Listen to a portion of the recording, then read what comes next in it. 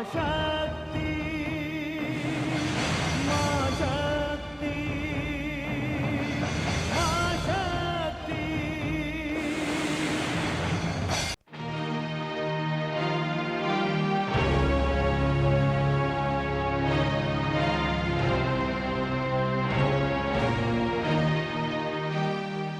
स्वामी, जाने से पूर्व एक बार पुनः विचार कर लीजिए। अब कैसा विचार देवी? अब तो निर्णय करना है, और आज मैं कोई न कोई निर्णय करके ही लौटूंगा। नारायण नारायण। देवर्षि प्रणाम। देवर्षि आप? हाँ भ्राताश्री, लगता है मैं उचित समय पर आ गया। आप किसी निर्णय लेने की बात कर रहे थे? हाँ भ्रातर्षि नारद, मैंने निर्णय ले लिया है। आज संध्या होने से पहले मैं पुत्री गौरी के लिए एक उचित वर चुनकर ही लौटूंगा। नारायण नारायण। अब इसकी कोई आवश्यकता नहीं होगी भ्राताश्री दक्ष। आपकी ओर से यह शुभ कार्य मैंने कर दिया है। क्या?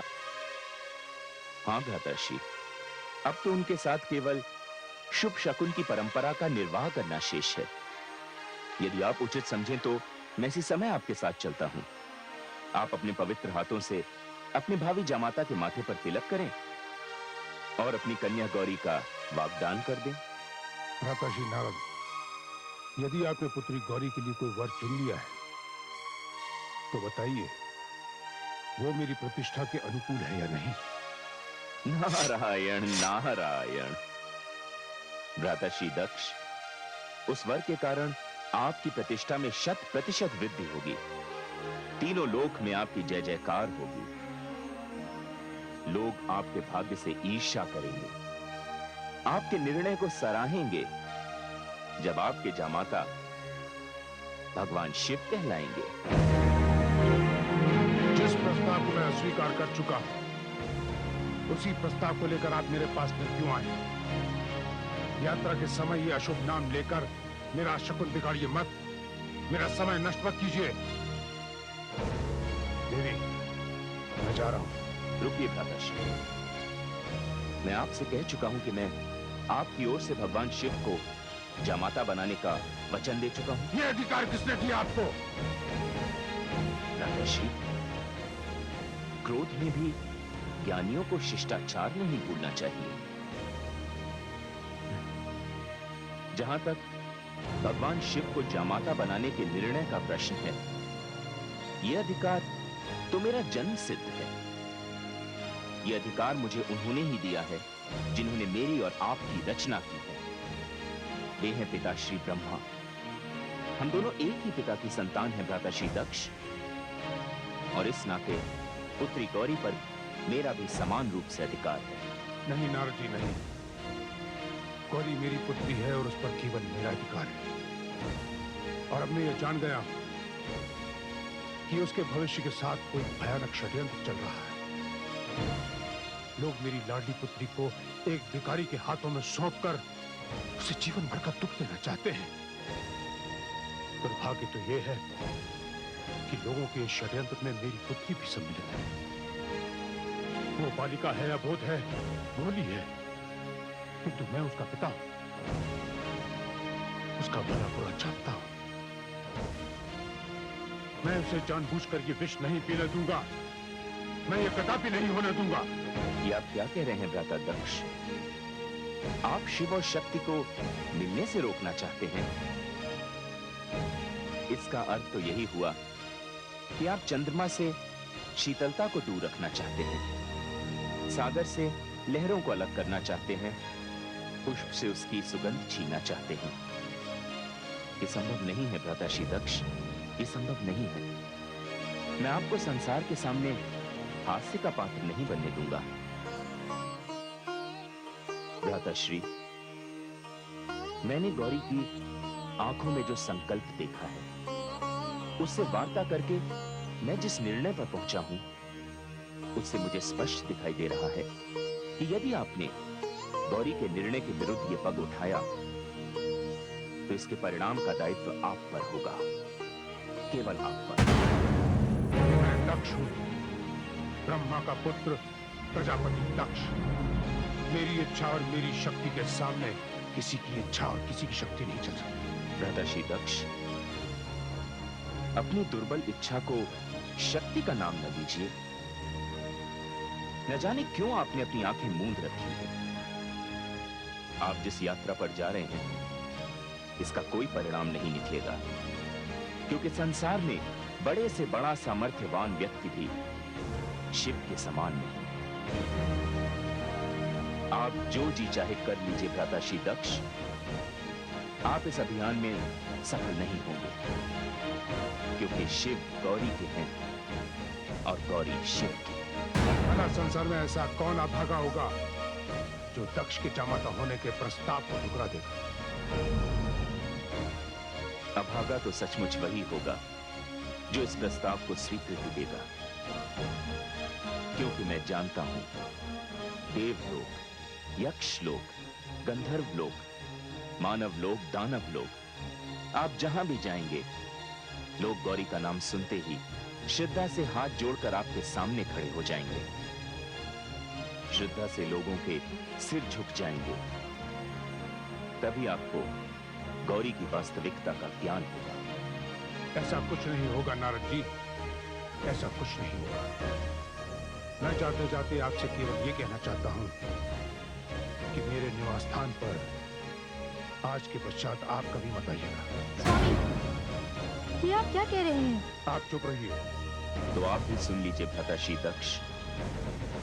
जब तक पुत्री गौरी सम्मान पूर्वक इस भवन से अपने वर भगवान शिव के साथ कैलाश विदा नहीं हो जाती, तब तक मैं यहां आता रहूंगा। आपके द्वारा किया गया हर अपमान सहता रहूंगा, क्योंकि पिता वही है जो पुत्री के भविष्य के लिए संसार का कोई भी कष्ट हंसते हंसते झेल जाए। स्वामी, तनिक सुनिए तो।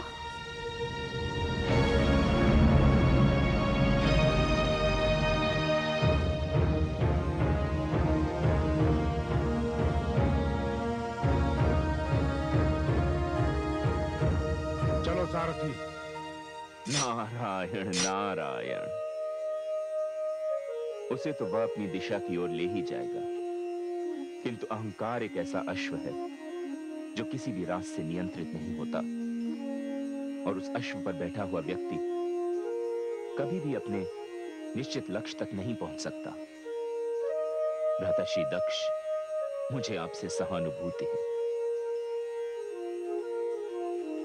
अच्छा भाभीश्री, मैं चलता हूं, मुझे आज्ञा दीजिए। आप चिंता ना करें, शक्ति अपना कार्य स्वयं कर लेगी। देवर्षि नारद, पता नहीं विधाता ने गौरी के भाग्य में क्या लिखा है। भाभीश्री, गौरी शक्ति स्वरूपा है। उसके संकल्प में इतनी शक्ति है कि यदि ब्रह्मा जी ने उसके भाग्य में शिव से मिलना नहीं भी लिखा, तो भी वह अपने भाग्य का लेख स्वयं बदल सकती है। नारायण नारायण।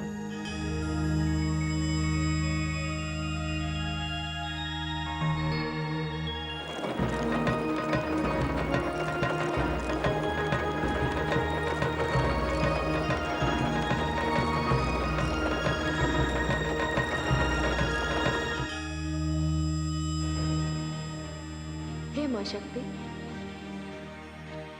प्रजापति दक्ष तो अपने निर्णय पर अडिग है। वे तो भगवान शिव से इतनी घृणा करते हैं कि उनका नाम तक सुनने को तैयार नहीं। हे महादेवी, अहंकार की सीमा यदि देखनी हो तो कोई प्रजापति दक्ष को देखे। हे आदिशक्ति, इधर गौरी का निर्णय भी तो अपने स्थान पर अटल है, किंतु पिता का अहंकार और पुत्री का हठ, इन दोनों में जीत किसकी होगी? जीत तो सत्य की ही होती है महादेवी। किंतु हे मां शक्ति, इन परिस्थितियों में हमारी गौरी का क्या होगा?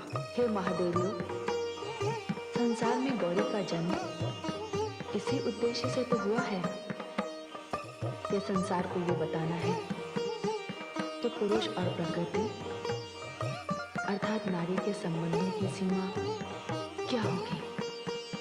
भावनाओं और आदर्शों का मापदंड क्या होगा? और ये कार्य इतना सरल नहीं है। इसमें नारी को बड़ी कठिन परीक्षाओं से जूझना होगा, दुख और पीड़ा सहन करनी होगी, विरह का ताप झेलना होगा, अपने अस्तित्व से ये सिद्ध करना होगा कि नारी अग्नि के समक्ष जल के समान है।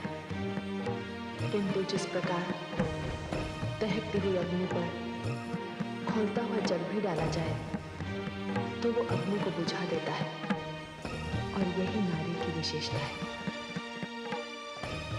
नारी उस दिए के समान है जो स्वयं तो जलता है किंतु दूसरों को प्रकाश देता है।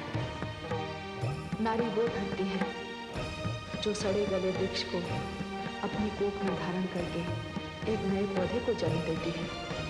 नारी तो उस चंदन वृक्ष के समान है जिससे भुजंग लिपट कर भी उसकी सुगंध को समाप्त नहीं कर सकते। किंतु हे मां शक्ति, ये सारी परीक्षाएं और उनके परिणाम तो तभी निकलेंगे जब शिर से गौरी का मिलन होगा। इधर तो प्रजापति दक्ष गौरी के वर की खोज में पता नहीं कहाँ जा रहे हैं। हे महादेवी, आप प्रजापति दक्ष की ओर क्यों देख रही हैं? आप ये क्यों नहीं देखती कि देवर्षि नारद कहाँ गए हैं? नारायण नारायण।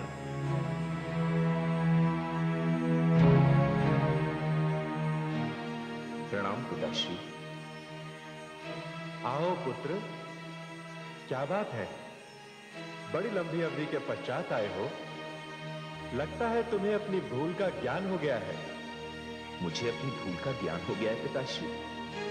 मैं तो यहाँ आपको आपकी एक भूल का स्मरण कराने आया।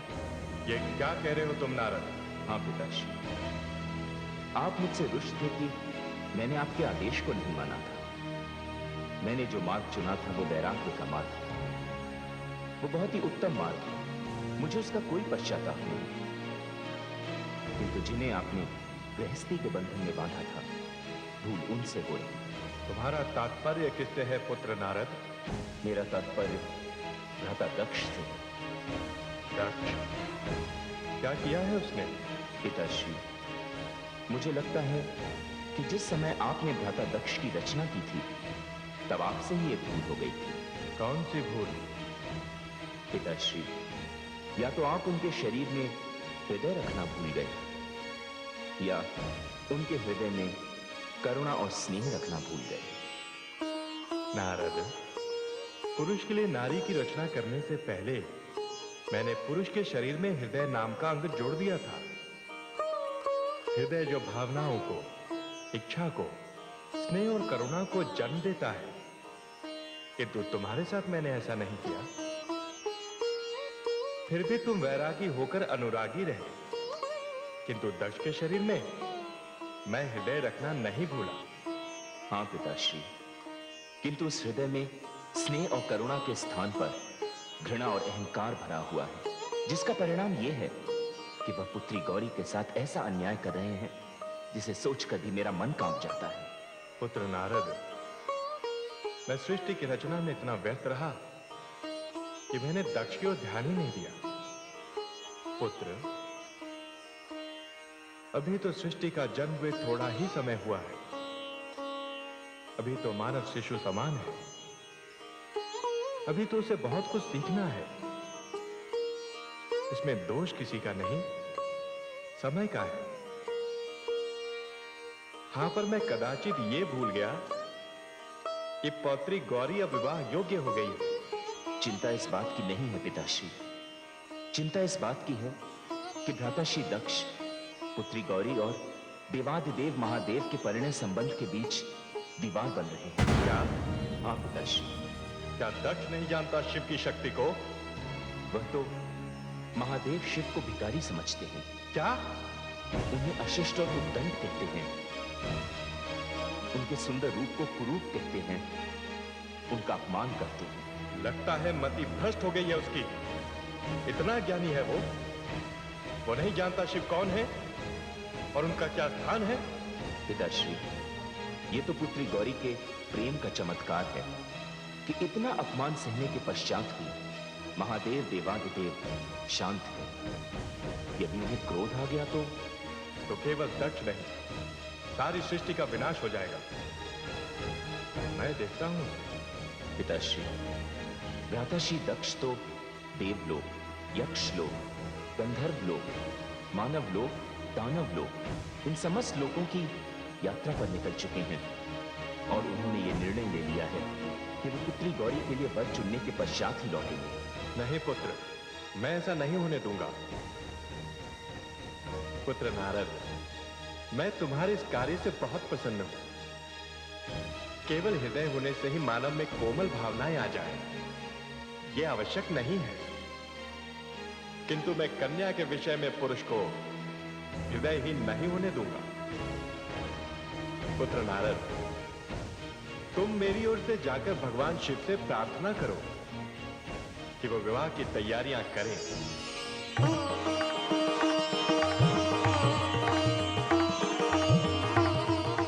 नारायण नारायण।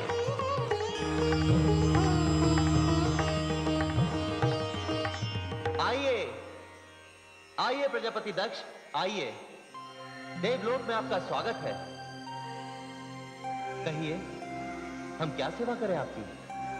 आप देवता हैं, आप श्रेष्ठ भी हैं। मैं आपके समक्ष अपनी पुत्री के विवाह का प्रस्ताव लेकर आया हूं। देवी गौरी के विवाह का प्रस्ताव? हाँ, किंतु आपसे पहले यहाँ आदि प्रजापति ब्रह्मा आ चुके हैं और उन्होंने हमसे ये कहा है कि गौरी तो शिव की शक्ति है। नहीं प्रजापति दक्ष, हम ये प्रस्ताव स्वीकार नहीं कर सकते।